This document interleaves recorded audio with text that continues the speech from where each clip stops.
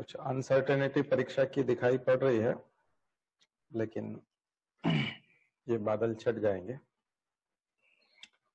परीक्षाएं हर साल अपने समय पर हुआ करेगी। इस वर्ष की परीक्षा भी 1 महीना या 2 महीना लेट हो सकती है, लेकिन समय पे होगी। और मुझे लगता है बहुत जल्दी वो अपने शेड्यूल को पकड़ लेंगे। भारत में बहुत सारे आघात झेले हैं और ये भी आघात जो है वो हम लोग झेलने में सक्षम है। दरअसल हम लोग पूरा एफर्ट जो है हमारा हमेशा नहीं लगा पाते। हमारे सारे मजदूर हमेशा काम नहीं करते। हमारे सारे लोग जितने वर्कफोर्स है पूरी की पूरी हमेशा काम में नहीं लगी रहती। आप हमारे यहाँ गाँव में चले जाओ तो बहुत सारे लोग मौसमी बेरोजगारी में बैठे रहते हैं। जब खेती का समय होता है तभी खेत में काम करते हैं, बाकी समय गांव में बहुत सारे लोग समय ऐसे ही बिगाड़ते रहते हैं। बहुत सारे युवा ऐसे ही काम के तलाश में घूमते रहते हैं या फिर अपना समय बर्बाद करते रहते हैं।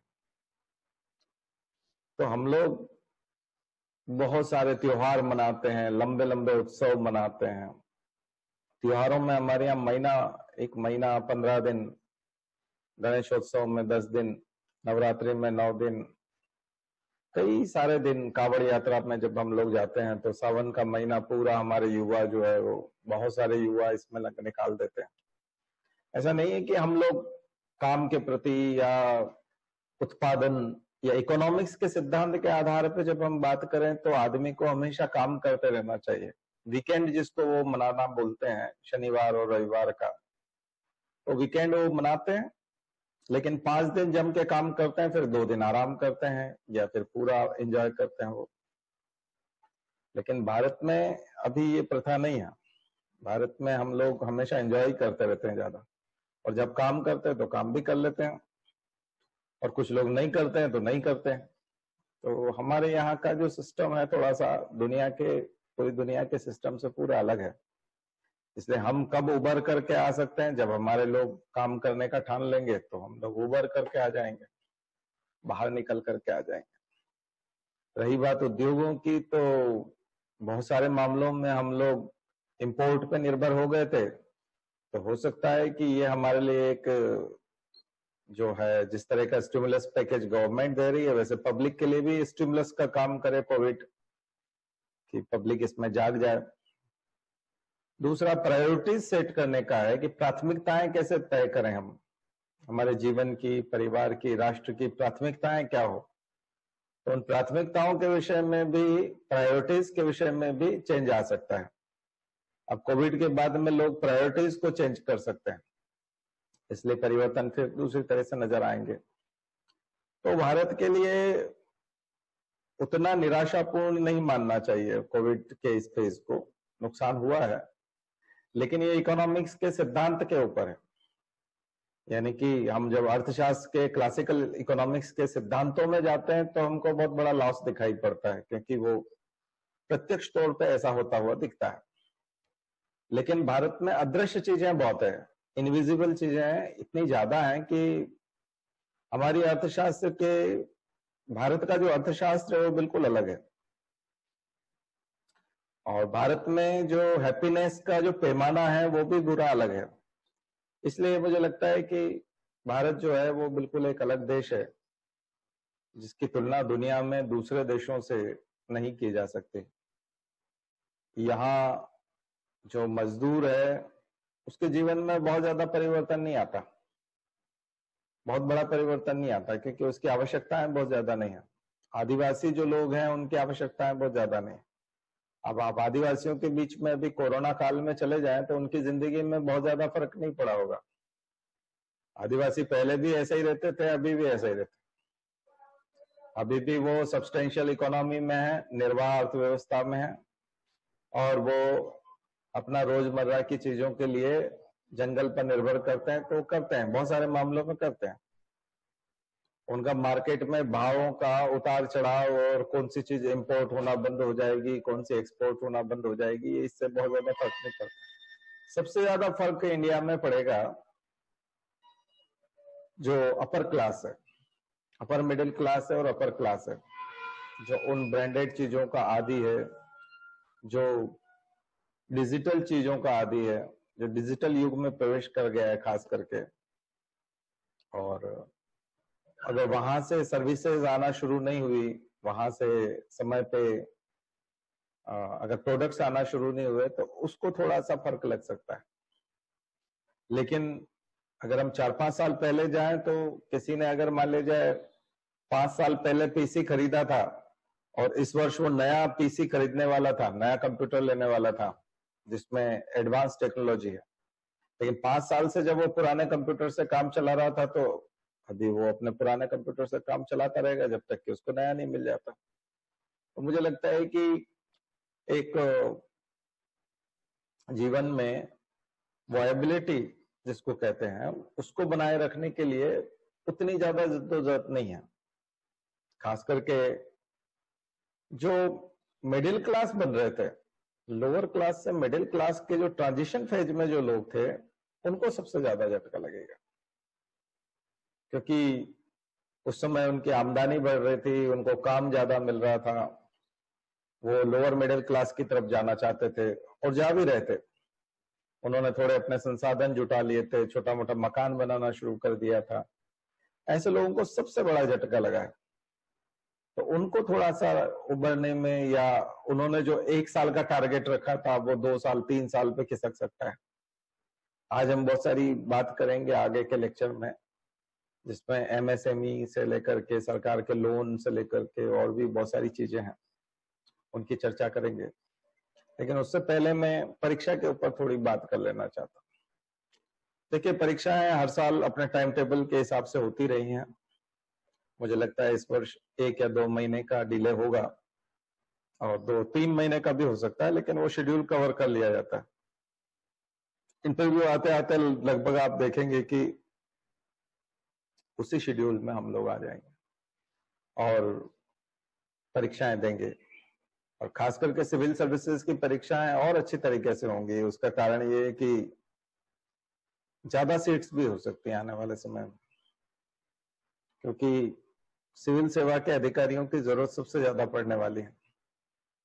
यही एक ऐसा क्षेत्र है जहां अधिकारी सरकार को प्रत्यक्ष तौर पे मदद करते हैं। तो सिविल सेवा की परीक्षा में कोई संदेह नहीं है। तो आप इस परीक्षा की तैयारी बहुत अच्छे से कीजिए।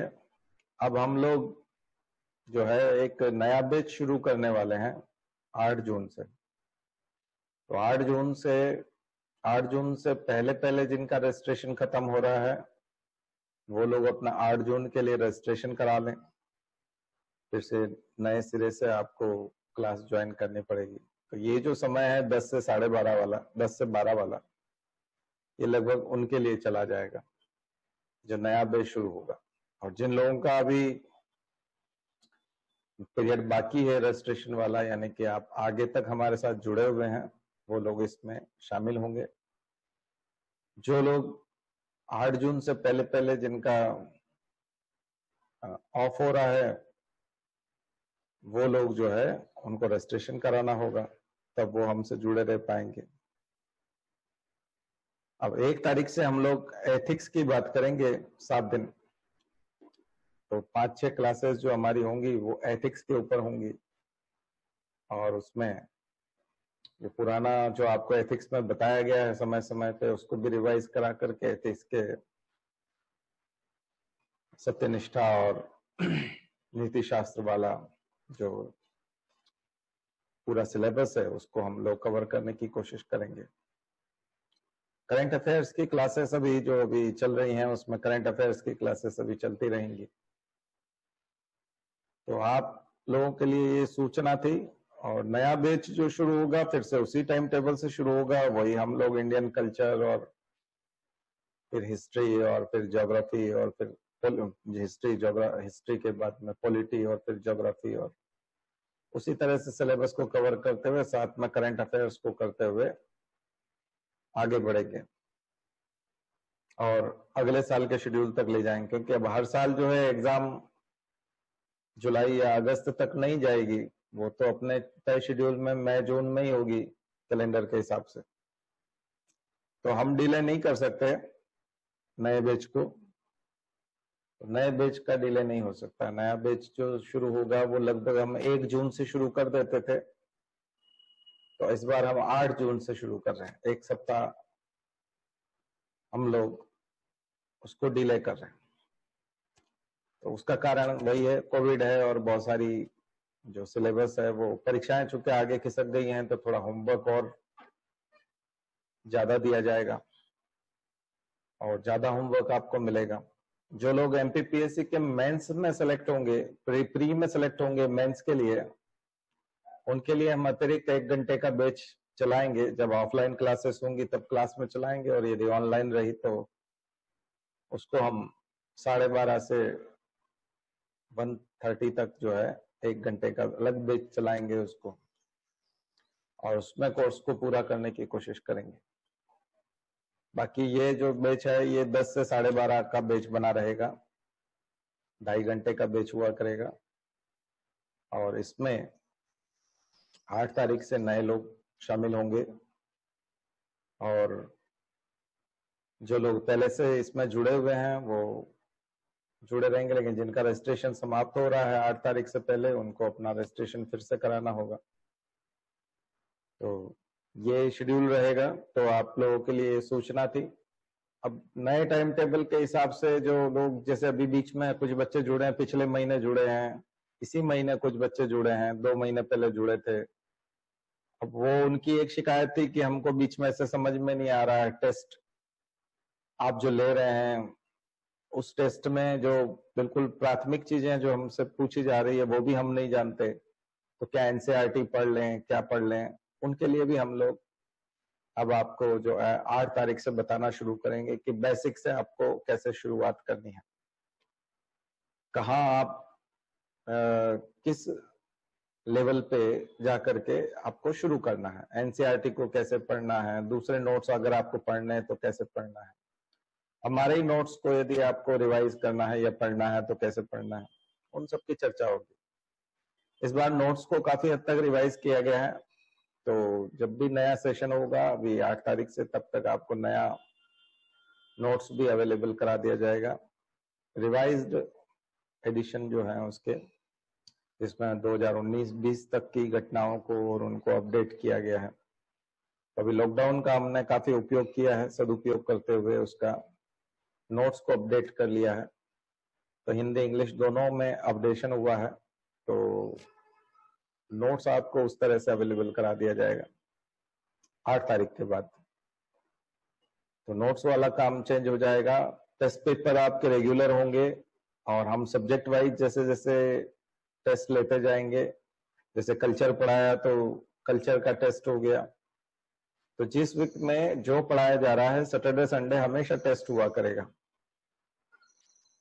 आने वाले समय में जो हम नया बैच की बात कर रहे हैं, तो हर सैटरडे को प्रीलिम्स का टेस्ट होगा और संडे को मेंस का टेस्ट होगा।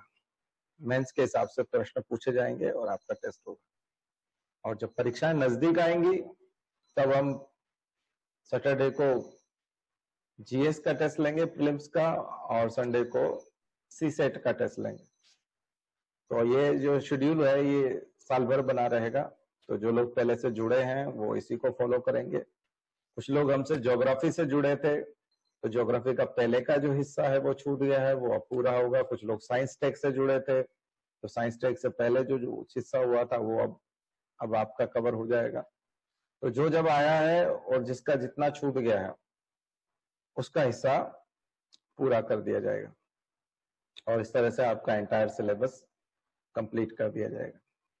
लेकिन अभी आप जो है करंट अफेयर्स पढ़ेंगे, और करंट अफेयर्स में आपको, चूंकि कई बार ऐसा माना जाता है कि 1 साल की घटनाओं का पूछा जाता है, तो मैं आपको बताऊं कम से कम 3-3.5 साल का करंट अफेयर्स तैयार करना चाहिए।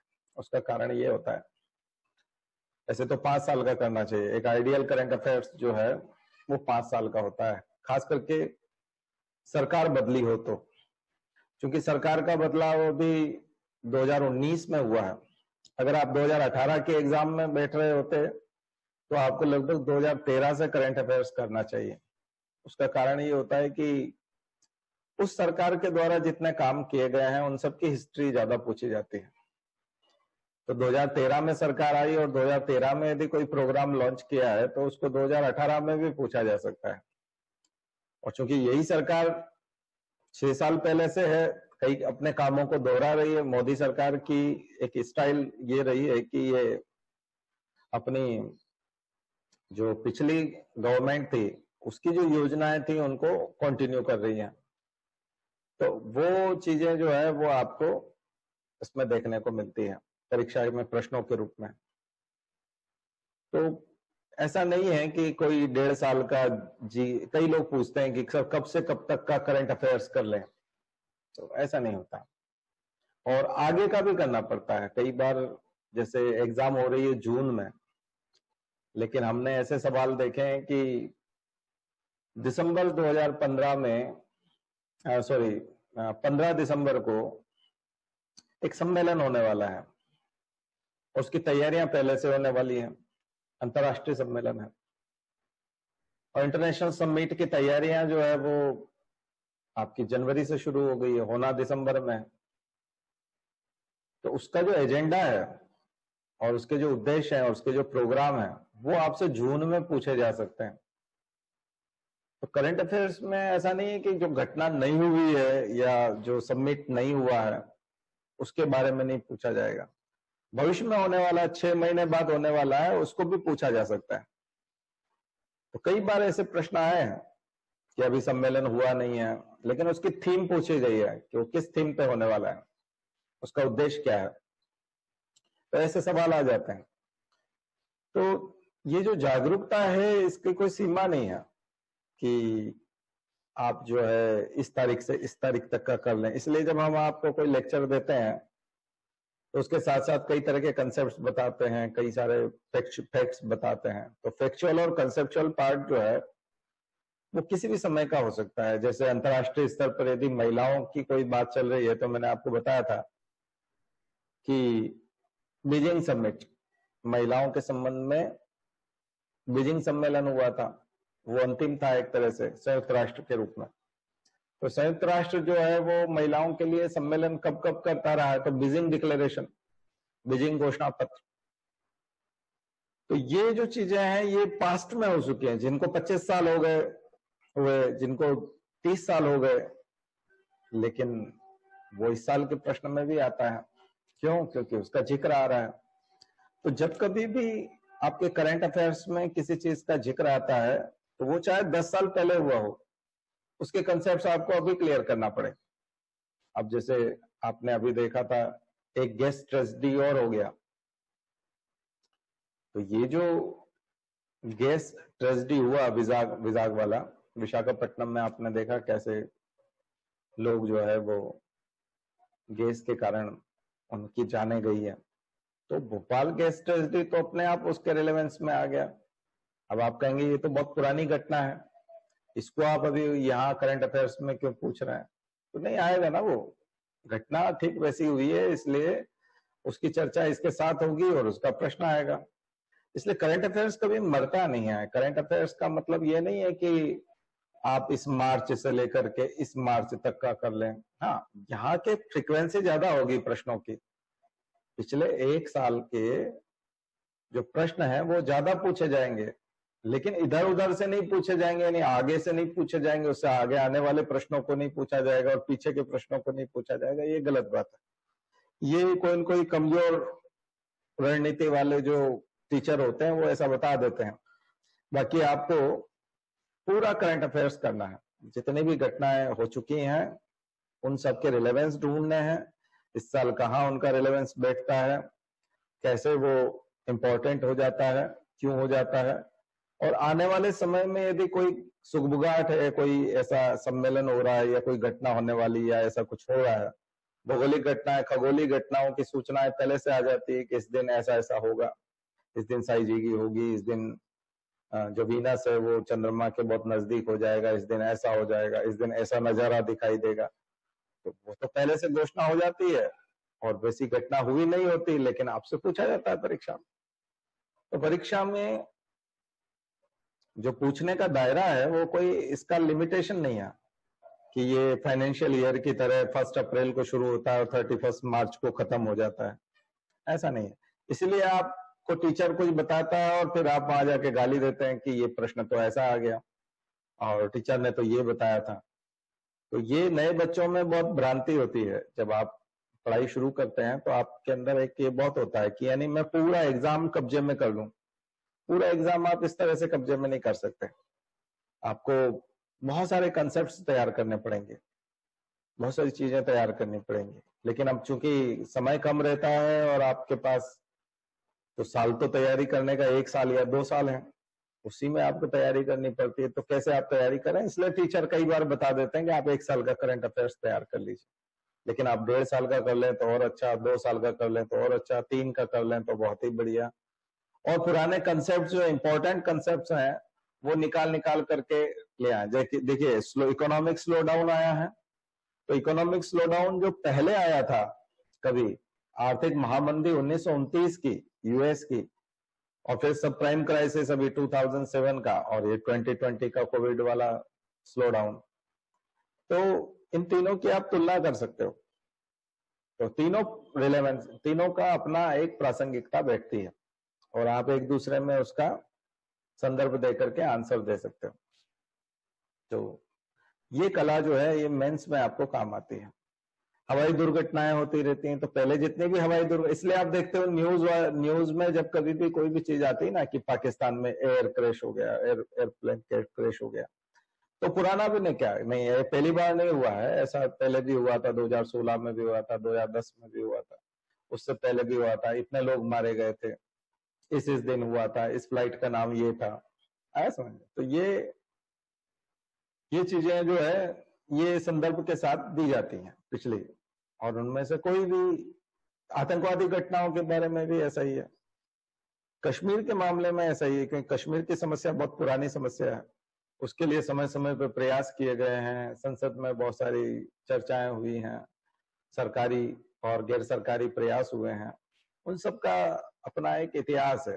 तो आपको जब कभी भी कोई करंट में कोई घटना घट रही है तो करंट अफेयर्स के तौर पर केवल उस घटना के बारे में नहीं पढ़ना है, बल्कि उसका हिस्टोरिकल बैकग्राउंड देखना है, और उससे जुड़े हुए जितने भी कंसेप्ट्स हैं, जितने भी नाम आते हैं, जितने भी संस्थाओं के नाम आते हैं, व्यक्तियों के नाम आते हैं, उन सबको पढ़ना पड़ेगा। अब कश्मीर समस्या है, इस बार 370 का मुद्दा हुआ था, 35A का हुआ था, तो 35A की कहानी, 370 की कहानी, फिर इसके तमाम किरदार, नेहरू, पटेल, जिन्ना और माउंटबेटन, गांधी और अब्दुल्ला, शेख अब्दुल्ला, और वो सारे के सारे लोगों को पढ़ना पड़ेगा। और इन के रोल को आपको समझना पड़ेगा कि इनका क्या रोल था, और कौन कौन सी संस्थाएं, कौन सी पॉलिटिकल पार्टीज समय समय पे कश्मीर में क्या क्या मांग करती रही हैं, उनका रोल क्या था, उनकी भूमिका क्या थी, वो सब आपको समझना पड़ेगा। तब जाकर के पूरी क्रोनोलॉजी के साथ आप उसको पढ़ेंगे तो आपका आंसर कंप्लीट होगा, खास करके मेंस का। और प्रीलिम्स के सवाल भी बहुत अच्छे से बन पाएंगे। यही चीज बांग्लादेश के साथ में है, यही चीज भारत नेपाल संबंधों के बारे में, यही भारत चीन संबंधों के बारे में, इंडो यूएस जो आप अभी डोनाल्ड ट्रंप के समय में देख रहे हैं और मोदी और ट्रंप की दोस्ती देख रहे हैं, तो आपको पुराने जितने भी भारत के प्रधानमंत्री और पुराने जितने भी यूएस के राष्ट्रपति हैं, उन सबके समय में जो भारत के साथ संबंध है उनको रिवाइज करना पड़ेगा। तो ये हम इंटरनेशनल रिलेशन में बहुत अच्छे से करते हैं और ये करना चाहिए। तो ये करंट अफेयर्स के बारे में जो भ्रांतियां हैं वो इस तरह से आपको दूर करनी है।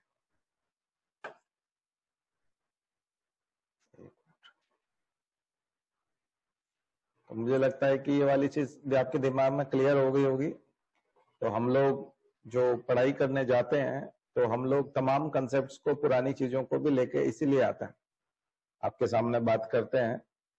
तो आप लोगों को कई बार लगता होगा कि ये इतनी पुरानी चीज को लेके क्यों आ रहे हैं।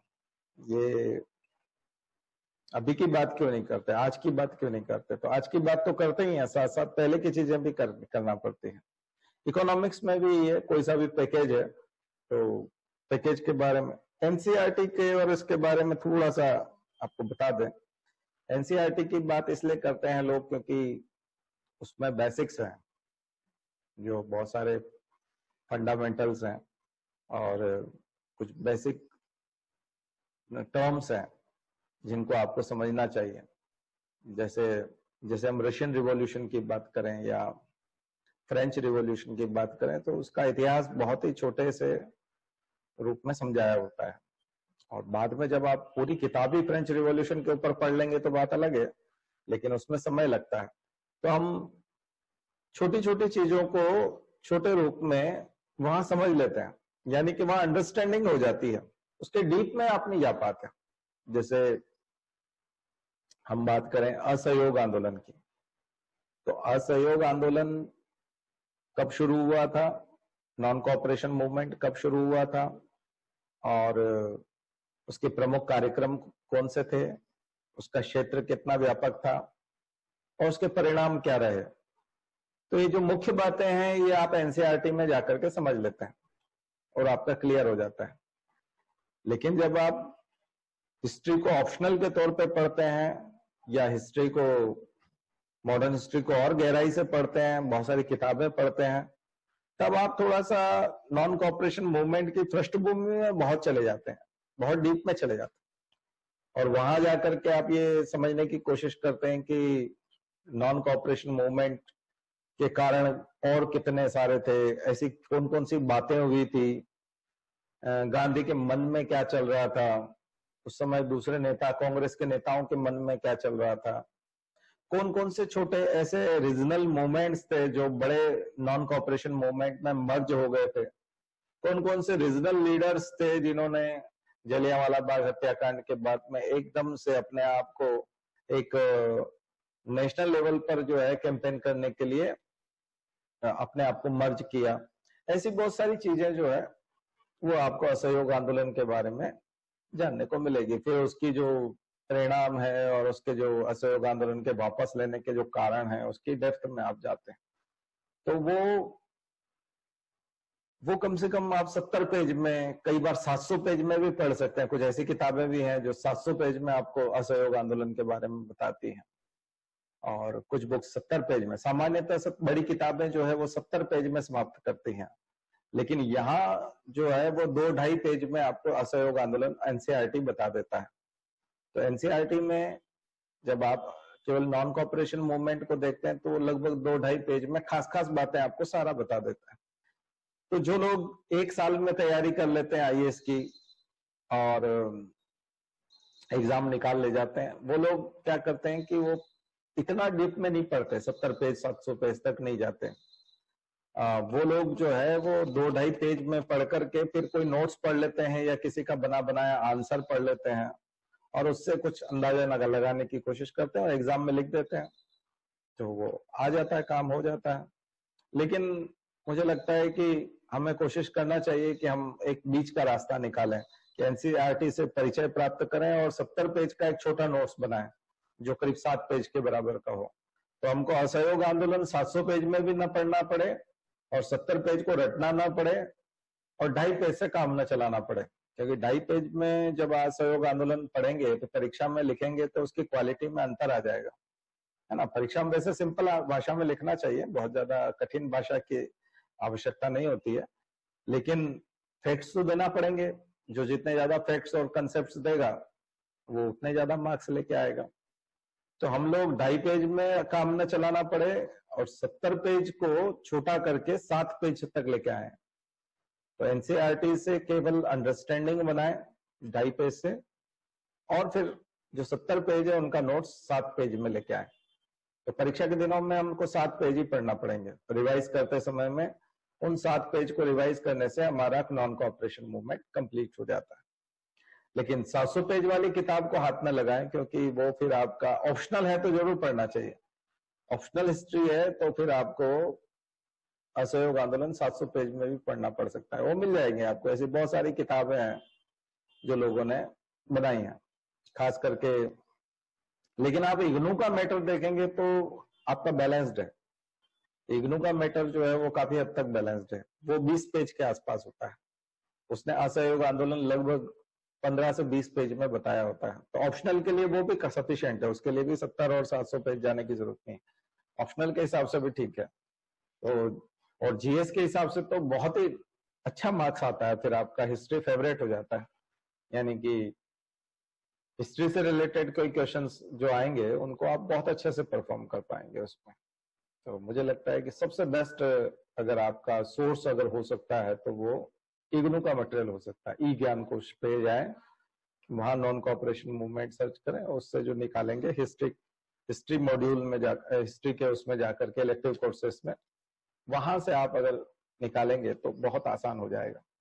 और उसने बहुत अच्छे से समझाया भी है, डिस्टेंस लर्निंग के हिसाब से समझाता है, तो वो आपको टीच करता है एक तरह से दूर बैठ करके, तो वो आपकी पुरानी गुत्थियों को भी सुलझाता है और आने वाले समय में आपका दिमाग कहाँ घूमेगा तो उसके बारे में भी बताता है कि अभी तक आपने पढ़ा, अब आप ये समझ गए होंगे और मुझे लगता है कि अब आपको ये बताने की जरूरत है। तो एक ऐसा लगता है जैसे कोई टीचर जो है दूर बैठ करके पढ़ा रहा है।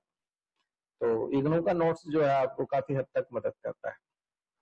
तो ये एक एग्जाम्पल के तौर पर मैंने आपको बताया कि अभी पढ़ाई की रणनीति जो है नए बच्चों की क्या होनी चाहिए, और पहले से जो लोग हैं जिन्होंने अगर इन चीजों को नहीं समझा है तो उनको इस पे पालन करना चाहिए। खास करके जो मेंस के लोग हैं, अब देखिए मेंस की थोड़ी अनसर्टेनिटी ज्यादा हो रही है, तो मेंस आगे खिसकता जा रहा है। अभी रिजल्ट पेंडिंग है एमपीपीएससी का, खास करके उसमें कोर्ट का भी एक पेच है।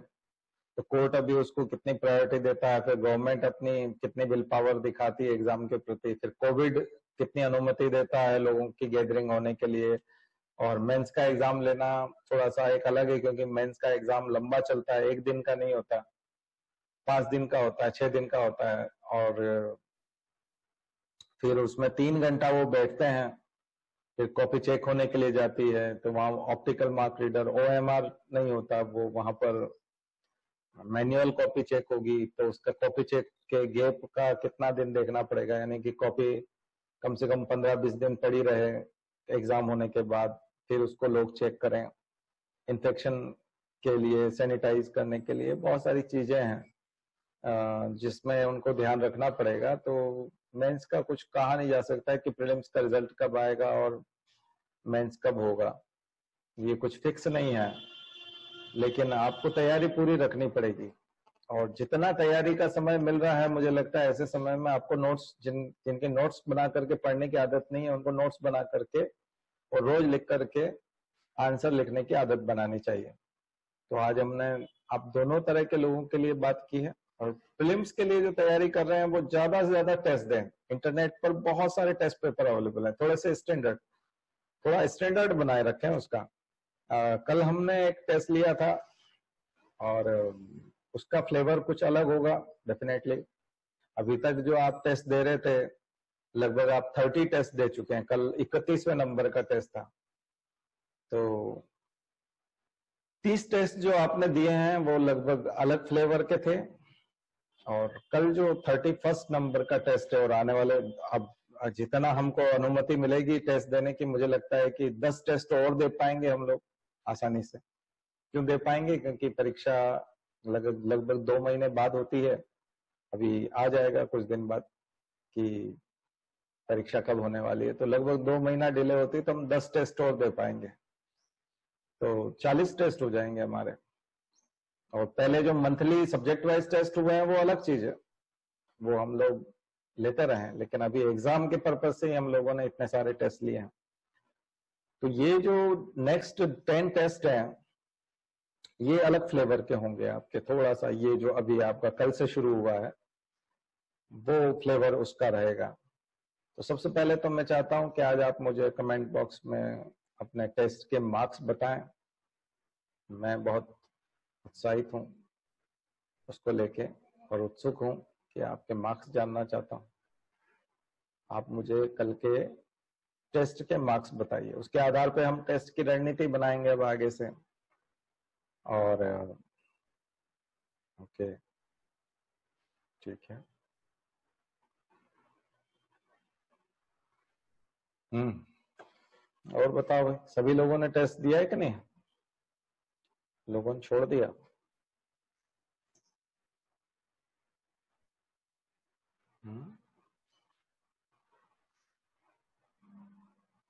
लोगों के बढ़े हैं कि घटे हैं बताओ?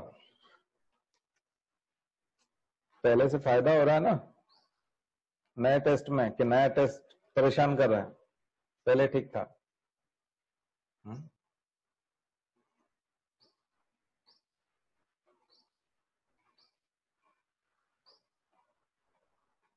हम्म। थोड़ी सी पढ़ने में दिक्कत आई होगी, मैं उसको ठीक कर दूंगा अगली बार से, क्वालिटी बढ़ा देंगे उसकी। ठीक है, बस इतने ही लोगों ने दिया टेस्ट। हम्म?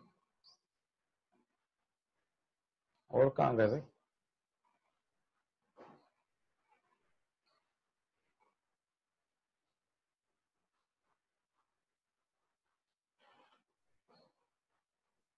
ओके, ठीक है।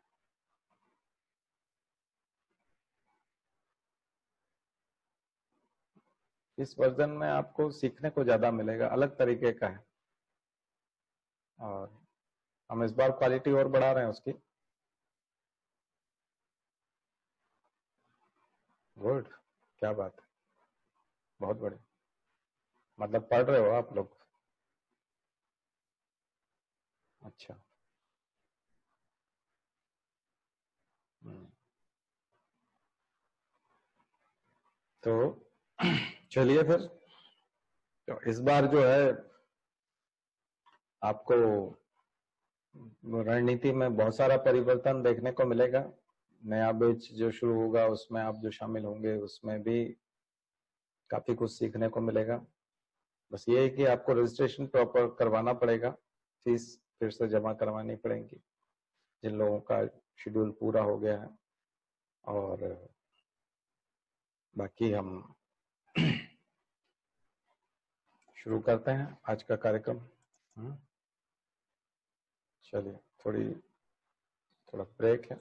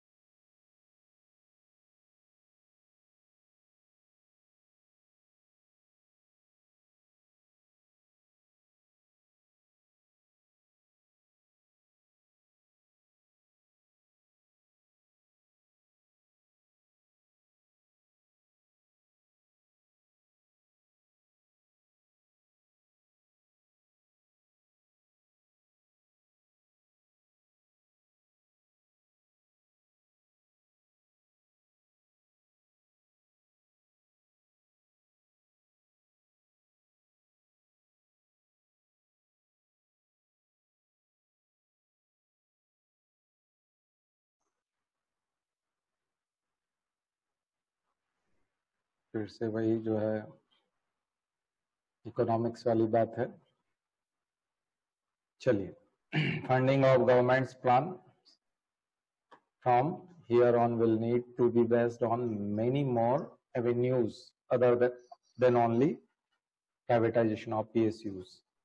तो दरअसल क्या है, प्राइवेटाइजेशन के लिए पूरी दुनिया में कई बार इसको अच्छा भी ठहराया जाता है, क्योंकि आप मोनेटाइज कैसे करेंगे, तो ये अच्छा तरीका है कि हमारे पब्लिक सेक्टर अंडरटेकिंग्स जो हैं उनको प्राइवेटाइज कर दें, तो गवर्नमेंट के पास फंड्स आ जाएंगे। तो इसको कई लोग अच्छा बताते हैं, तो आज इसकी बात करते हैं कि प्राइवेटाइजेशन। तो जब कभी प्राइवेटाइजेशन की बात होगी तो आप लिख सकते हैं निजीकरण और नेशनलाइजेशन। इंदिरा गांधी को आप नेशनलाइजेशन के लिए जानते हैं, अटल बिहारी वाजपेयी और मोदी को आप प्राइवेटाइजेशन के लिए जानते हैं। वो प्राइवेट चीजों को नेशनलाइज करती थी, ये नेशनल चीजों को प्राइवेट करते हैं। तो दोनों में क्या मत है इसके बारे में बात करते हैं। 10% of GDP, the government of India claim that it's relief package for Covid was a huge one. Nirmala Sitharaman अभी आपको इसका ब्रेकअप दे रही हैं, सारा वो दे रहे हैं कि 10% ऑफ जीडीपी, 20 लाख करोड़ का, 200 लाख करोड़ की हमारी जीडीपी और उसका 10%, 20 लाख करोड़ का हम लोग जो है ये पैकेज लेके आए, relief package. But it was also next to contain India's fiscal deficit. अब ये इतना बड़ा पैकेज तो है, लेकिन उसके बावजूद भी हमारे सारे सेक्टर्स को सब कुछ मिल जाएगा, ये तो अभी इसमें पक्का नहीं ना। सो a lot of hope is from India's privatization program as per the finance minister, कि अब हम जो है प्राइवेटाइजेशन प्रोग्राम करेंगे और ज्यादा से ज्यादा चीजों को प्राइवेट लोगों को बेच देंगे। तो बस उससे बहुत ज्यादा हमको सबसे बड़ी आशा अब यही है कि हमारी चीजें बिक जाएंगी। वैसे भी संकट के समय में जब हमारी आर्थिक स्थिति खराब हो चली हो, तब ऐसे समय में हम चीजें बेचते ही हैं। हमारे जो पहले से हमारे पास जो एसेट्स होते हैं उनको बेचना पड़ती हैं। The PSEP, as per the new public sector enterprises policy PSEP, strategic sectors will be notified with not more than 4 PSU allowed। 4 PSU से ज्यादा अलाउ नहीं है। So private one can enter। Government seems to be in a hurry to raise money from PSUs with a target of rupees 2.1 trillion। तो 2.1 trillion जो है हम यहां से निकालना चाहते हैं PSUs को बेच करके। By 2019 end, the BPCL and SCI privatization was approved, and CCI, THDC and NIPCO stocks were being sold already। So now government wants to quickly finally sell BPCL, SCI और कॉनकॉप। कितने हजार तक मिल जाए, कितने करोड़ तक मिल जाएगा, ये ER की वजह CR कर लेना, 75,000 करोड़ तक इसमें मिल जाएगा हमको बाय दिसंबर 2020।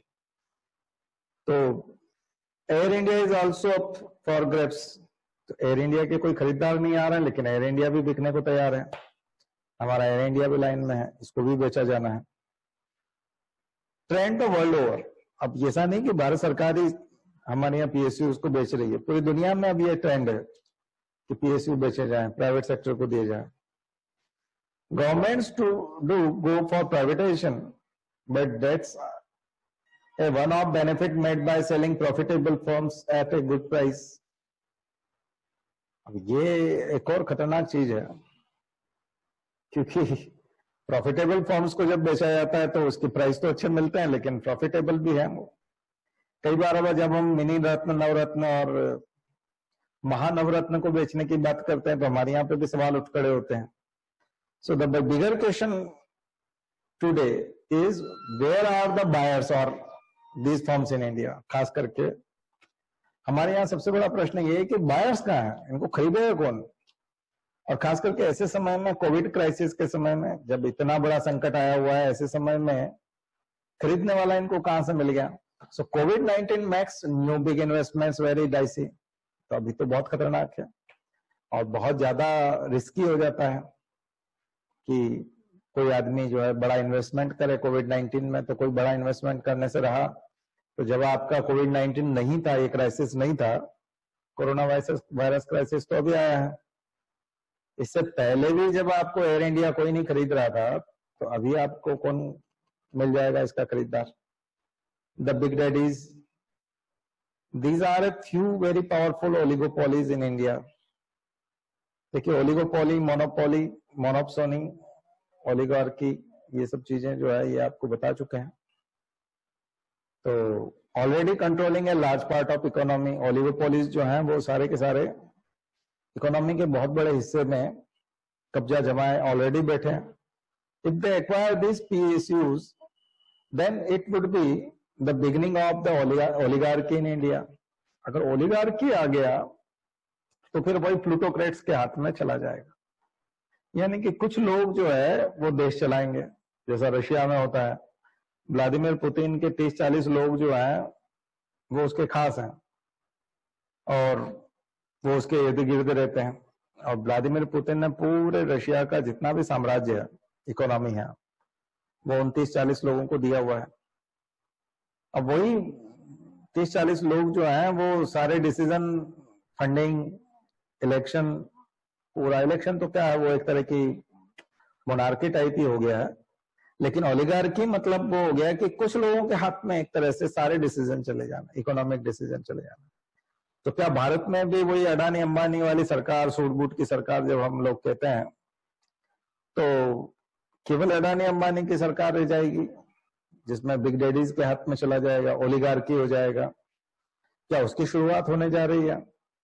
तो प्राइवेटाइजेशन कुछ मामलों में फिर बहुत, भारत जैसे देश के लिए बहुत खतरनाक हो जाता है, क्योंकि सभी लोगों के पास अभी मकान नहीं है, सभी लोगों के पास अभी खाना नहीं है, रोजगार की बुरी हालत हो चुकी है और वेजेस बहुत कम है, सोशल सिक्योरिटी नहीं है, सभी लोगों का बीमा नहीं है। तो ऐसी स्थिति में अभी कुछ लोगों के पास सारी संपत्ति चले जाना, ये एक बहुत खतरनाक चीज होगी। What other sources does government have? कुछ और अन्य चीजें ऐसी कौन सी हैं जो गवर्नमेंट कर सकती हैं? The excise duty on petrol and diesel was raised recently. आपने देखा अभी गवर्नमेंट ने बहुत ज्यादा पेट्रोल और डीजल पे, क्रूड ऑयल पे, जब बहुत कम पैसे में जब क्रूड ऑयल मिल रहा था, कम दाम हो गए थे उसके, ऐसे समय में गवर्नमेंट ने ड्यूटीज बढ़ा दी थी और एक्साइज ड्यूटी बढ़ा करके दाम वही रखा था, कीमतें कम नहीं होने दी। And with oil prices likely to go up again, government tax revenue will drop.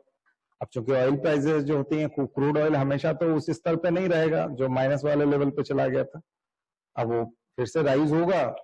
ऐसे समय में गवर्नमेंट का टैक्स रेवेन्यू फिर कम होगा, क्योंकि आपको टैक्स कम करना पड़ेगा, नहीं तो ऑयल प्राइस बहुत ज्यादा बढ़ जाएंगे। And raising it would go against the idea of relief in pandemic. तो ये तो फिर पेंडेमिक में जो है आप रिलीफ देना चाहते हो, उस आइडिया के अगेंस्ट चला जाएगा। So idle productive capacity, private sector was facing 25% idle capacity prior to COVID-19। पहले जो प्राइवेट सेक्टर का आइडल कैपेसिटी है वो कितना था? 25%। There leading to one of the worst private sector investment rate in economy.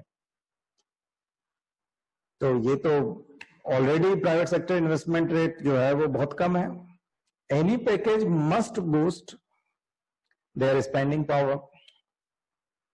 तो पैकेज अगर कोई आता है ऐसे समय में, और खास करके आया भी अभी MSME सेक्टर के लिए, तो ये इन चीजों को बूस्ट तो करेगा, लेकिन अभी कुछ कह नहीं सकते क्योंकि ये ऊंट के मुंह में जीरा साबित ना हो। समस्या विकराल है और बड़ी समस्या में जब इतना आता है तो जरूरी नहीं कि वो उतना काम करे। बोरो मनी, तो ये एक ऑप्शन है गवर्नमेंट के पास। The government will need to borrow money surely, but external borrowings are risky. Money कहां से बोरो करेंगे, लाएंगे कहां से?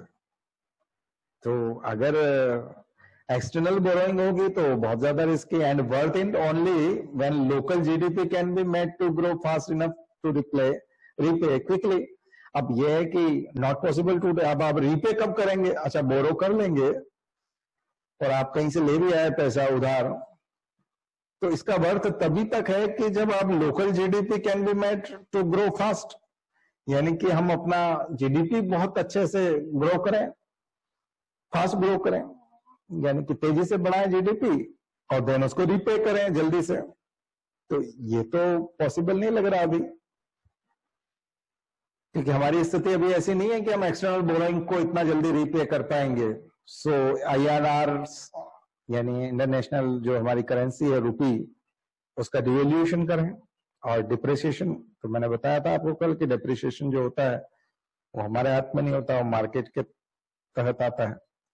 और डिवेल्यूएट हम जरूर कर सकते हैं रुपीस को, will make repayment of debt tougher. और अगर हम ऐसा करेंगे, रुपीस का डिवेल्यूएशन करेंगे, तो रीपेमेंट जो है कर्जे का, डेट का, ऋण का, वो तो और ज्यादा कठिन हो जाएगा। तो कर्जा अगर चुकाना है, उसको रीपे करना है, तो डिवेल्यूएशन करने से काम नहीं चलेगा। Since dollar loans have to be paid back in dollars, अब जो डॉलर में जो आप लोन लोगे उसको फिर से डॉलर में ही चुकाना पड़ेगा ना। अच्छा, एक और चीज है कि डॉलर का लोन डॉलर में चुकाना पड़ेगा, तो डॉलर हम छाप सकते हैं क्या? नहीं, हम नहीं छाप सकते। डॉलर छापने की इजाजत हमको नहीं है। फिर डॉलर कहां से आएंगे? डॉलर एक तो निर्यात से आ सकते हैं, एक्सपोर्ट करने से आ सकते हैं। तो एक्सपोर्ट आप कैसे करेंगे? अभी हर देश जो है वो आत्मनिर्भर बनना चाहता है, हर देश बोल रहा है कि हम आत्मनिर्भर बनेंगे। तो सारे देश आत्मनिर्भर बनेंगे, क्योंकि अब ग्लोबलाइजेशन का कंसेप्ट और WTO का कंसेप्ट तो रिस्की हो गया। तो WTO और जो ग्लोबलाइजेशन है वो उसको धक्का लगा है, खास करके कोविड के दौरान और इससे। तो जब आप किसी चीज को किसी को बेच ही नहीं पाओगे, एक्सपोर्ट ही नहीं कर पाओगे, सो लिखा है India needs to earn via exports और यूज इट्स फॉरेक्स रिजर्व्स, यानी गोल्ड को यूज कर सकते हैं। हमारे पास जो गोल्ड है उसको बेच करके डॉलर खरीदें और डॉलर को चुका दें, जो डॉलर हम लेंगे। तो एक्सटर्नल बोरोइंग हमको डॉलर के रूप में मिलती है, और डॉलर चुकाने के लिए या तो डॉलर छापना पड़ता है या फिर डॉलर कमाना पड़ता है। और डॉलर कैसे कमा सकता है? रेमिटेंसेस से कमा सकता है, फॉरेन में नौकरी करके, IT कंपनीज में नौकरी करके हमारे को जो रेमिटेंसेस मिलता है, बाहर से जितने भी लोग पैसा भेजते हैं, उससे हम लोग चुका सकते हैं। तो अभी उसको धक्का लगेगा, अभी लोगों को नौकरी से निकाला जा रहा है दुनिया भर से, दुनिया भर में लॉकडाउन है, फैक्ट्रियां बंद है, और ऐसे समय में आप बाहर से रेमिटेंसेस लाओगे कैसे? और गोल्ड से आप कितना डॉलर खरीद लोगे? So exports are very dicey now. अभी एक्सपोर्ट्स की भी हालत बहुत खराब है। तो एक्सपोर्ट्स की हालत खराब है, लोन्स आपको डॉलर में लेना है, उसको बैक भी करना, पेड बैक इन डॉलर्स, यानी ऑलरेडी उसका जो रीपे करना है वो भी डॉलर्स में करना है। एक्सपोर्ट हो नहीं रहे हैं क्योंकि सब लोग आत्मनिर्भर बनना चाहते हैं। रेमिटेंसेस ज्यादा नहीं आएगा क्योंकि सब लोग नौकरी से निकाल रहे हैं और नौकरियों में कम कर रहे हैं। तो ऐसे में आप डॉलर कमाएंगे कैसे? तो कुछ बात समझ में आ रही है? बोरो मनी, मुझे लगता है कि ये चीज समझ में आई होगी। और रुपए को डिवेल्युएट कर सकते हैं, लेकिन फिर रुपए को अगर डिवेल्युएशन करेंगे तो फिर रीपे करना बहुत कठिन हो जाएगा, क्योंकि जब आपका रुपया मजबूत था तब भी आप ऋण नहीं चुका पा रहे थे, तो रुपया जब कमजोर हो जाएगा तो फिर ऋण चुकाना और मुश्किल हो जाएगा। So Indian corporates leveraged over the quarters, companies have borrowed heavily overseas. Why? क्यों लेते थे? Tight liquidity in domestic debt market, इसलिए वो बाहर से बोरो करते थे। लो ग्लोबल इंटरेस्ट रेट्स, और ग्लोबल इंटरेस्ट रेट बहुत कम थे, 0.5%, 1%, तो उनको पैसा मिल जाता था, डॉलर मिल जाते थे। तो लो इंटरेस्ट रेट पे जो है वो उनको पैसा मिलने के कारण उन्होंने डेट ले लिया, इतना कर्जा कर लिया। If they keep borrowing more, then downgrades may happen. अगर ज्यादा बोरोइंग वो करते हैं तो डाउनग्रेड्स भी आएंगे। दरअसल कॉर्पोरेट्स बहुत ज्यादा पैसा भी बाहर से नहीं ले सकते ना, नहीं तो बाहर की कंपनियां आ भी हो जाएंगी। High forex reserves, the RBI has an all time high reserve number today, it can be used. Remaining money will come from privatization, taxation, loans and international aid, यानी वर्ल्ड बैंक से, एशियन डेवलपमेंट बैंक से, Japanese ODI से, etcetera. तो ये high forex reserve जो है, ये भी एक कारण हो सकता है कि एक मेजर हो सकता है जिसकी वजह से हम लोग क्या कहां से ला सकते हैं पैसा? Privatisation, taxation, loans. टैक्सेशन का कल आपको बताया था कितने तरह से और टैक्सेशन किया जा सकता है। वेल्थ टैक्स किया जा सकता है, हाँ, इनहेरिटेंस टैक्स हो सकता है, और एक और कौन सा बताया था जो विवादित रहा था? Super rich tax. 3 टैक्स बताया था ना कल। नए टैक्स लॉन्च कर सकती है गवर्नमेंट, गुंजाइश है गवर्नमेंट के पास। तो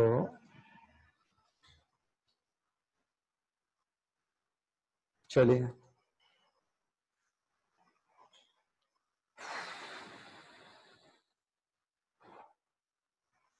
corona would not trip green energy. अभी पेंडेमिक के समय में थोड़ा सा, कोविड-19 पेंडेमिक में क्या हो रहा है, could tilt the scales temporarily. The strong foundation laid in recent times will stand renewables in good state.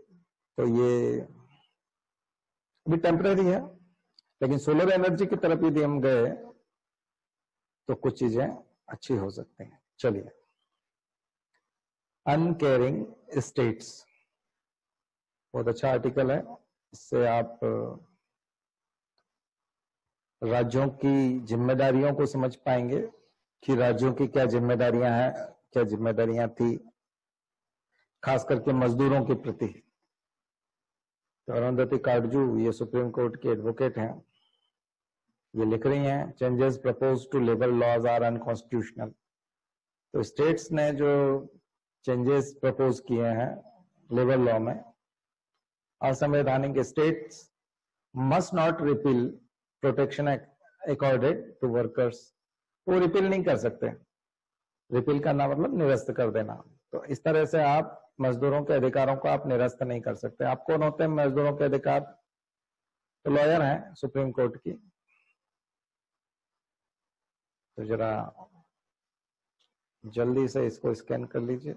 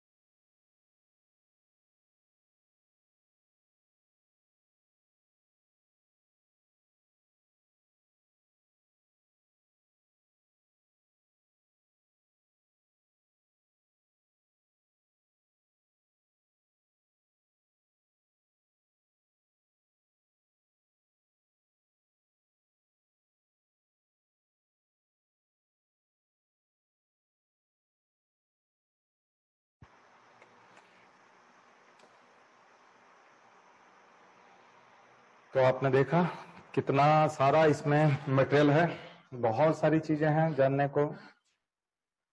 इससे बहुत सारे आपके कंसेप्ट्स क्लियर होने वाले हैं।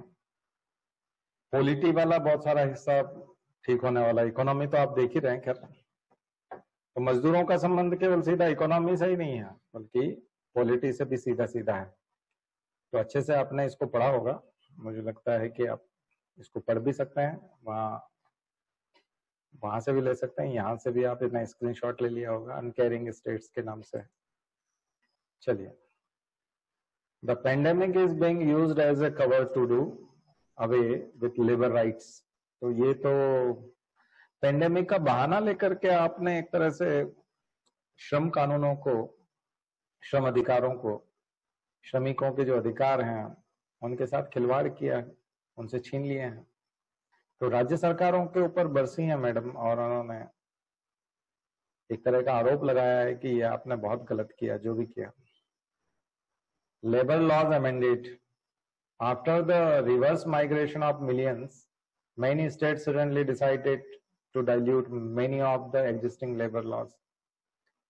तो जो पहले से लेबर लॉज हैं उनको आपने डाइल्यूट करने की कोशिश की है। द पीएम्स आत्मनिर्भर भारत अभियान टू इंडिकेटेड लीगल चेंजेस, वो भी आत्मनिर्भर भारत अभियान भी जो है लीगल चेंजेस को इंडिकेट कर रहा है। The simple and direct rule is that any change has to be in line with fundamental rights and DPSPs, तो directive principles of state policies की जब हम बात करते हैं नीति निर्देशक तत्वों की और मौलिक अधिकारों की, तो इस दिशा में ये जो परिवर्तन आप करते हो, ये जो अमेंडमेंट आपने किए हैं, सीधा सीधा इनके ऊपर चोट है। What if not judicial scrutiny is inevitable. इसको तो एविटेबल कर नहीं सकते ना आप, जुडिशियल स्क्रूटनी में तो जाएगा, वहां खड़ा ही नहीं रह पाएगा। तो ये वहां स्टैंड नहीं करेगा, क्योंकि लेबर लॉ आपने अपने स्तर पे अमेंड कर दिया, लेकिन कॉन्स्टिट्यूशन अपनी जगह है और जुडिशरी अपना काम करेगी। आप जुडिशरी का अधिकार थोड़ी छीन सकते हैं, सेपरेशन ऑफ पावर्स है ना। कौन से आर्टिकल में है सेपरेशन ऑफ पावर्स? बताओ, शक्तियों का पृथक्करण, आर्टिकल बताओ। Good, 50, yes. अनुच्छेद 50 में नीति निर्देशक तत्वों में आता है वेजेस ड्रिवन अप। अब देखो, ये है कि ये जितने भी मजदूर पलायन कर रहे हैं, वहां से जा रहे हैं जहां वो पहले काम करते थे। अब अगर फैक्ट्रियां और ये जितने भी इंडस्ट्रीज और जो कुछ भी जहां पे ये काम करते थे, जिस भी तरह के काम में ये लोग लगे हुए थे, अगर ये सारे काम फिर से शुरू हुए होंगे ही डेफिनेटली, तो जब आप इन कामों को शुरू करेंगे तो फिर से आपको वेजेस की जरूरत पड़ेगी, फिर से काम करने वालों की जरूरत पड़ेगी, लेबर फिर से जरूरत लगेगी, तो वो ज्यादा दाम मांगेंगे। So the states that are net importers of labor are now in shortage. अब ये दिक्कत आएगी कि ये बहुत शॉर्टेज हो जानी है लेबर की। सो वेजेस आर अप, इसलिए इनके जो आप वेजेस देते हैं, इनको वेतन जो दिया जाता है वो वेतन बहुत बढ़ जाएगा। So some states forcibly attempt to stop migration. इसलिए कुछ स्टेट्स जो हैं बोल रहे हैं कि नहीं, हम माइग्रेशन होने ही नहीं देंगे।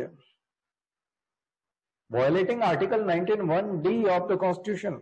आर्टिकल 19(1)D आपको पता है कॉन्स्टिट्यूशन का क्या बोलता है? आप कहीं पे भी जाकर के काम कर सकते हैं, रोजगार कर सकते हैं, आजीविका प्राप्त कर सकते हैं। पूरे भारत में आप अपनी आजीविका कहीं पे भी जाके प्राप्त कर सकते हैं। तो आप वायलेटिंग आर्टिकल 19(1)D का मतलब ये हो गया कि आप 19(1)D को वायलेट कर रहे हैं, उसका वायलेशन कर रहे हैं। क्यों कर रहे हैं? क्योंकि आप जाने से रोक रहे हैं। आप माइग्रेशन को रोक थोड़ी सकते हैं। Karnataka government's effort later abandon. Karnataka के एक मिनिस्टर ने यहां तक कहा कि ये लोग तो बहुत इंपॉर्टेंट है और ये लोग यहाँ सुख से रहेंगे और हम इनके पूरे सुख का ख्याल रखेंगे, हम इनको कहीं जाने नहीं देंगे। इसलिए आपने देखा होगा ना, कई बार बहुत अच्छा लगता था मीडिया में जब आता था कि नहीं नहीं कर्नाटका गवर्नमेंट ने तो कहा है कि हम इनको कहीं नहीं जाने दे रहे, हम इनकी सारी व्यवस्था करेंगे, इनकी सारी दुख तकलीफों में साथ हैं। तो हम लोग बहुत खुश हो जाते हैं कई बार कि अरे वाह कितने अच्छे लोग हैं कर्नाटका के, काश ऐसे राजस्थान के होते, काश ऐसे लोग मध्य प्रदेश में और दूसरी जगह होते। लेकिन उसके पीछे समझ रहे हैं ना उसकी क्या पॉलिसी होती है। उसकी पॉलिसी होती है कि हमारी जो है वेजेस बढ़ जाएंगी तो हमारे प्रोजेक्ट कॉस्ट बढ़ जाएंगी, इसलिए आप यहीं पर रहिए। Gujarat wants penal action. ये लोग गुजरात के लोग तो अरे वाह, गुजरात के मिनिस्टर तो बोले कि इसके ऊपर दंडात्मक कार्रवाई करो जो जाता है उसके खिलाफ। The state government wants factories to act against labourers who went back and many employees groups met the union minister urging him to issue advisory to laborers, so they had returned out of here। तो कुल मिलाकर के ये है कि उन्होंने तो कहा बोले आप जा ही क्यों रहे हो, अगर जाओगे तो पिनल एक्शन होगा आपके खिलाफ, दंडात्मक कार्रवाई होगी। तो दंडात्मक कार्रवाई आप कैसे कर सकते हैं? खास करके जो लोग अपनी मर्जी से जा रहे हैं तो वो जाए, कहीं पे भी जा सकते हैं। 19(1)(d So Article 23 prohibits any compulsion of working as its right against exploitation। तो आर्टिकल 23 को आप जानते हैं, शोषण के विरुद्ध अधिकार, राइट अगेंस्ट एक्सप्लॉयटेशन, शोषण के विरुद्ध अधिकार। तो आप कंपल्शन नहीं कर सकते वर्किंग के लिए, आर्टिकल 23 के हिसाब से आप कंपल्सरी नहीं कर सकते। The supreme court verdict in the PUDR versus Union of India 1982 case. तो PUDR versus Union of India case हम देखेंगे अभी। ये एशियाड के समय में PUDR ने जो है वो ऐसा केस कर दिया था सुप्रीम कोर्ट में गवर्नमेंट ऑफ इंडिया पे कि आप जो है एशियाड में बाल मजदूरों को और महिलाओं को, उनको आपने गर्भवती महिलाओं को इस प्रकार से लगा रखा है जिसको आप नहीं लगा सकते। तो case held that laws protecting contract laborers and migrant workers were to protect human dignity। आप ह्यूमन डिग्निटी के खिलाफ जाकर के उनसे काम नहीं करा सकते। And violation is equal to violating article 21। ये बोल दिया था सुप्रीम कोर्ट ने, वर्डिक्ट दिया था कि ये जो वायोलेशन है आर्टिकल 21 का वायोलेशन माना जाएगा, जीवन जीने के अधिकार के बराबर, right to life. Threat of fine is also violation of article 23। और फाइन का धमकी देना या फाइन का खतरा बताना कि उसको थ्रेट ऑफ फाइन, ये भी वायलेशन है कि आप कहोगे कि आप लौट करके नहीं आए या इतना जल्दी नहीं आए तो फिर हम देख लेंगे, हम तुम्हारे ऊपर दंडात्मक कार्रवाई करेंगे, तुम जा तो रहे हो लेकिन इस तारीख को लौट आना, ये भी आप नहीं बोल सकते। रेगुलर डेज में हो सकता है कि आपने जैसे 200 दिन या पूरे साल भर की किसी को नौकरी पे रखा है और वो बीच बीच में गायब है, तो आप उसको आप चेतावनी दे सकते हो, वो नहीं आएगा उसमें।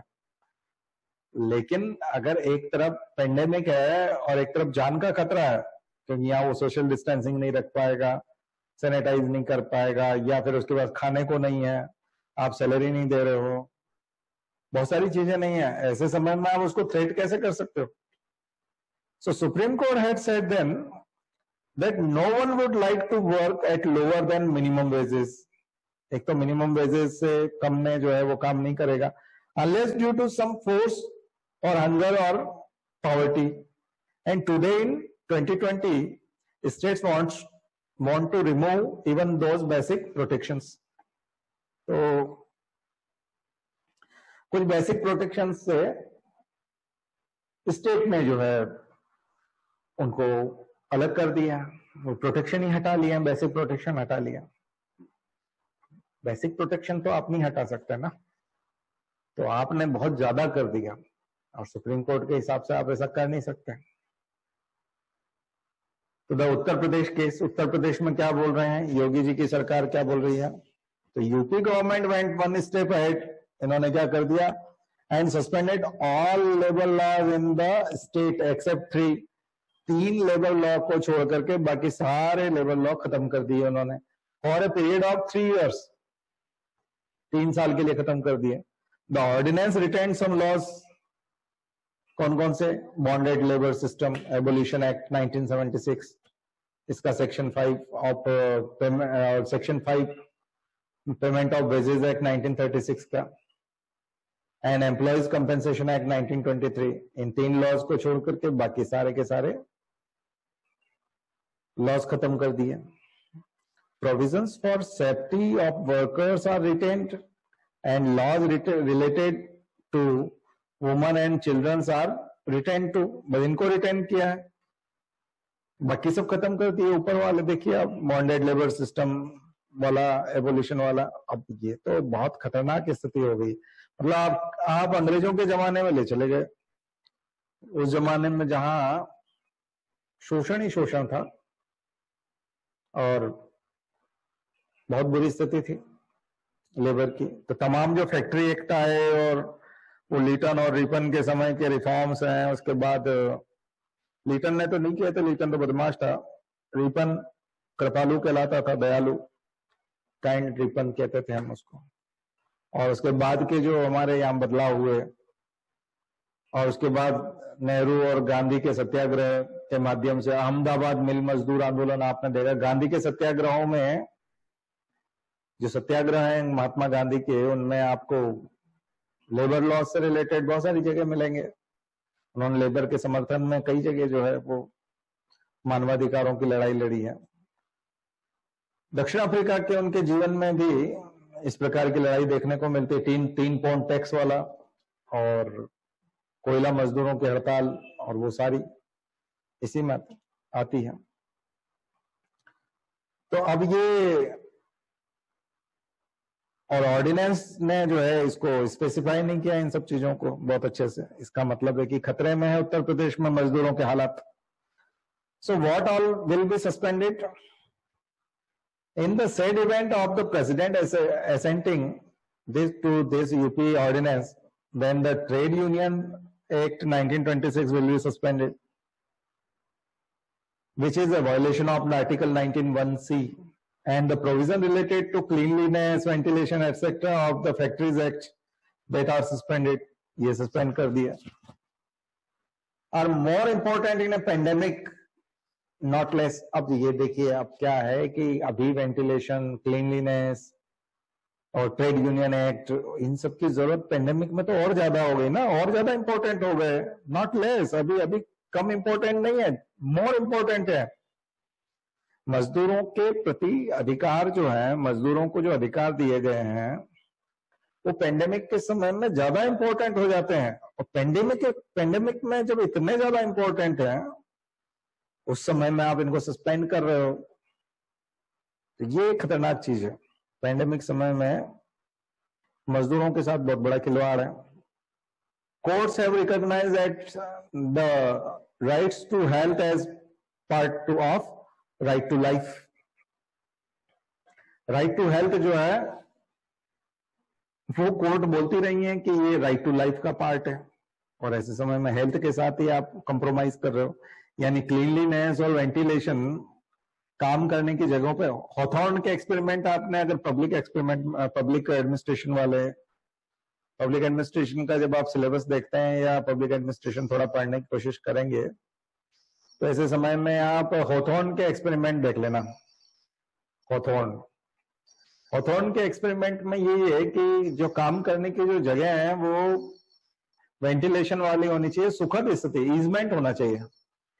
यानी कि वर्कर्स को जितना काम करने में ईजमेंट होगा उतना ज्यादा प्रोडक्टिविटी होगी। यानी कि वर्कर्स को, लेबर्स को जितना आप रिलीफ देते हैं, जितना फायदा देते हैं, जितना प्रोटेक्शन देते हैं, जितना उनको क्लीनलीनेस और वेंटिलेशन वाले एटमॉस्फेयर में रखते हैं, और जितना उनको ज्यादा वेजेस देते हैं, और जितना उनको हम लोग मेडिकल फैसिलिटीज देते हैं, उतना ज्यादा प्रोडक्शन होता है, उतना ज्यादा वो कोऑपरेट करते हैं। उतना ज्यादा फैसिलिटेट करते हैं। तो ये सस्पेंडेड करने से तो कुछ भी नहीं होगा। और कोर्ट किसी न किसी दिन, अब देखिए क्या है कि अभी हमारे राष्ट्रपति तो पता नहीं उसको ऑर्डिनेंस को पढ़ते कि नहीं पढ़ते, सिग्नेचर कर ही देते हैं। ये जो राष्ट्रपति हैं इन्होंने तो कभी किसी चीज को रोका ही नहीं है, सभी पे सिग्नेचर करते हैं। और अभी जो चीफ जस्टिस हैं सुप्रीम कोर्ट के, उनसे भी कुछ उम्मीद नहीं है कि वो किसी चीज को पढ़ेंगे और रोकेंगे। तो अभी इस सरकार से और इस सरकार के समय में जो राष्ट्रपति हैं और सुप्रीम कोर्ट के चीफ जस्टिस हैं उनसे तो उम्मीद नहीं है। लेकिन फ्यूचर में कभी जब कभी भी कोई चीफ जस्टिस कॉन्स्टिट्यूशन को ढंग से रिव्यू करने की कोशिश करेगा या ठीक से उसको उसके प्रीएम्बल के हिसाब से बात करने की कोशिश करेगा तो डेफिनेटली वो इनके ऊपर ध्यान देगा। 2019 industrial relation code, this came to the parliament in November 2019। तो ये जो आईआरसी है, इंडस्ट्रियल रिलेशंस कोड 2019 का, ये हमारी केंद्र सरकार लेके आई है। पार्लियामेंट में कब लाई थी? नवंबर 2019 में। स्टैंडिंग कमेटी रिपोर्ट कब आई? अप्रैल 2020 में। It will replace many acts with one code. ये एक ही कोड होगा जिसमें सारे एक्ट लगभग आ जाएंगे। इसमें इंडस्ट्रियल डिस्प्यूट एक्ट भी होगा, ट्रेड यूनियन एक्ट 1926 भी होगा, द इंडस्ट्रियल एम्प्लॉयमेंट एक्ट भी होगा।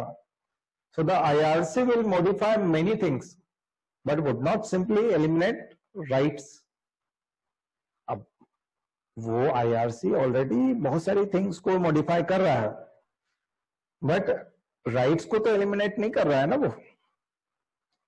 तो ये तो राज्य तो राइट्स को एलिमिनेट कर रहे हैं, तो ये खतरनाक चीज है। DPSP mandate, egalitarianism. तो जब समतामूलक समाज की बात आती है तो डीपीएसपी काम करता है। तो directive principle want the state to ensure concentration of wealth does not happen. Article 39 कहता है कि वेल्थ का कंसंट्रेशन एक जगह नहीं होना चाहिए कभी भी। राज्य ये इंश्योर करेगा कि वेल्थ एक जगह तो इकट्ठी नहीं हो रही है, कहीं धन का संकेंद्रीकरण तो नहीं हो रहा है, एक ही जगह धन इकट्ठा तो नहीं हो रहा है। To have the right to work, article 41, to secure a living wage यानी कि जीवन उपयोगी जो है उसको मजदूरी मिले, यानी कि जीवन उसका चल सके अच्छे से, आजीविका अच्छे से मिले उसको। Article 43, the pandemic can not be use as cover to do away with labour rights. तो पेंडेमिक को आप कवर के तौर पे यूज नहीं कर सकते कि आप पेंडेमिक की आड़ लेकर के कि कोविड-19 आया है, कोरोना वाला आ गया है तो अब हम मजदूरों के सारे अधिकार छीन लेंगे। आप कोविड आया है, ठीक है, इससे लड़ाई लड़ रहे हैं सब लोग, मजदूर भी लड़ रहे हैं, आप भी लड़ रहे हैं, सब लोग स्ट्रगल कर रहे हैं, लेकिन पेंडेमिक के आड़ में आप मजदूरों के अधिकार नहीं छीन सकते। मजदूरों के अधिकार छीनेंगे तो फिर न्यायालय जो है वहां आप इसको जुडिशियल स्क्रूटनी में लिखा ना, जुडिशियल स्क्रूटनी इज इनएविटेबल, वहां पर अपरिहार्य होगा, वहां जरूर आप इसको खड़ा नहीं पाएंगे, इसको स्टैंड नहीं करा पाएंगे। तो इसका मतलब है कि जुडिशरी का इंपॉर्टेंट रोल आ गया है मजदूरों के फेवर में। क्या वाकई में संविधान में जो मौलिक अधिकार दिए हैं, डीपीएसपी दिए हैं, उनकी रक्षा सुप्रीम कोर्ट करेगा? देखिए क्या होता है। सो 1982 का labour versus PUDR versus Union of India case है। ये केस था article 24 of the constitution violation का है, कंप्लेंट थी एक तरह की। इसमें prohibits employing children below the age of 14 years in hazardous employment. तो खतरनाक कामों में आप 14 साल से कम के बच्चों को नहीं लगाएंगे on behalf of child labours employed in construction work in Delhi. तो दिल्ली में जो एशियाड 82 था, एशियाड होने जा रहा था, उसमें ये बच्चे लगाए हुए थे। तो ये एजेंसी थी people's union of democratic right, ये एक फैक्ट फाइंडिंग टीम थी। तो इसने जो है इंटरव्यू किए थे अगस्त 1981 में, इंटरव्यू किया बच्चों का, वर्कर्स का, और उन्होंने केस फाइल कर दिया सुप्रीम कोर्ट में. तो petition in the supreme court, PUDR filed a writ petition before the Supreme Court on November 16, 1981 by the way of PIL in order to issue observance of provisions of various labor laws. तो उस समय justice PN Bhagwati हुआ करते थे, आप जानते हैं PIL यही लेके आए थे. PIL पब्लिक इंटरेस्ट लिटिगेशन को लाने का काम इन्होंने किया था. दरअसल सरल बनाया था इन्होंने कहा था एक पोस्ट कार्ड पे भी आप PIL दाखिल कर सकते हैं. PN Bhagwati and justice Baharul Islam directed the union government, the Delhi Development Authority DDA जो है, और Delhi administration, the three concerns which had appointed the contractors to ensure the payment of minimum wages and provisions of other facilities to the workers under the various laws. The judges also appointed 3 ombudsmen. उस समय में 3 ombudsmen जो है उन्होंने बनाए थे. तो first time in the judicial history of India for protecting the interest of the workers and ensuring the observance of the laws. ये पहली बार ऐसा हुआ था कि एक 3 लोगों का ऑम्बुड्समैन, 3 ऑम्बुड्समैन जो है लोकपाल नियुक्त किए थे उस समय. ऑम्बुड्समैन मतलब एक तरह का लोकपाल. 3 लोकपाल नियुक्त किए थे वर्कर्स के इंटरेस्ट में और लॉज को ऑब्जर्व करने के लिए, लेबर लॉज को ऑब्जर्व करने के लिए. So they were requested to visit the major sites of the construction work and submit weekly reports to the Supreme Court relating to cases of violation of the laws.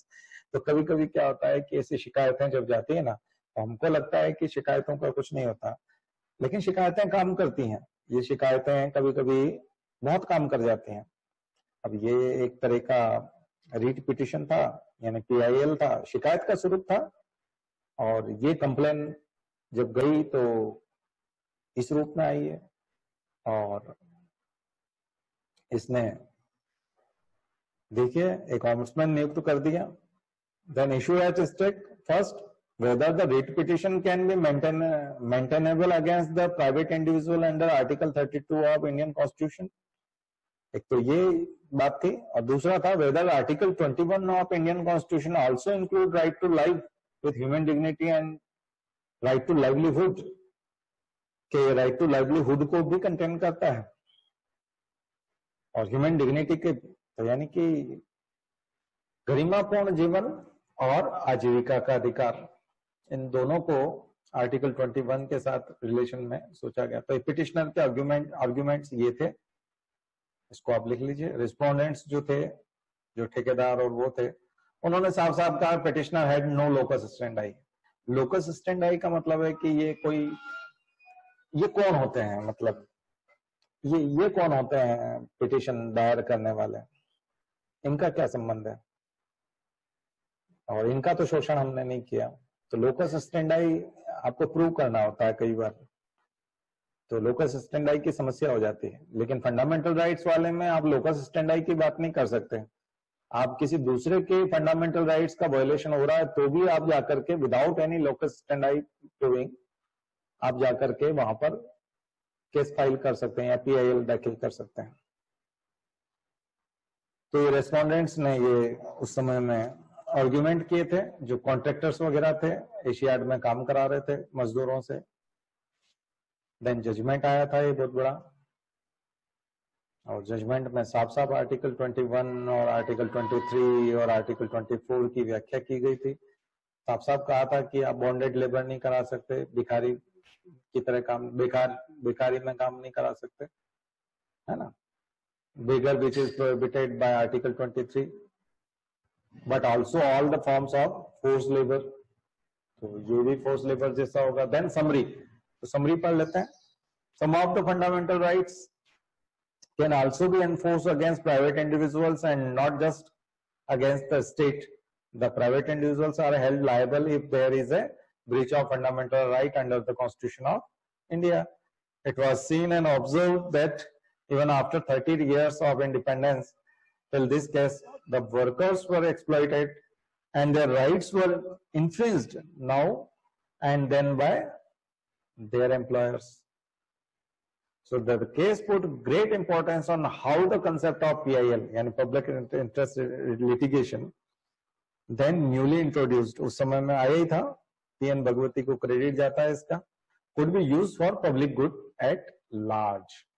तो जनता की भलाई में किस प्रकार से PIL को यूज किया गया, इसका बहुत शानदार एग्जांपल जो है आपको PUDR versus Union of India का केस है, ये फोर्स्ड लेबर केस 1982. तो अब ये चर्चा में है कि आप फोर्स लेबर नहीं करा सकते, चाहे कुछ भी हो.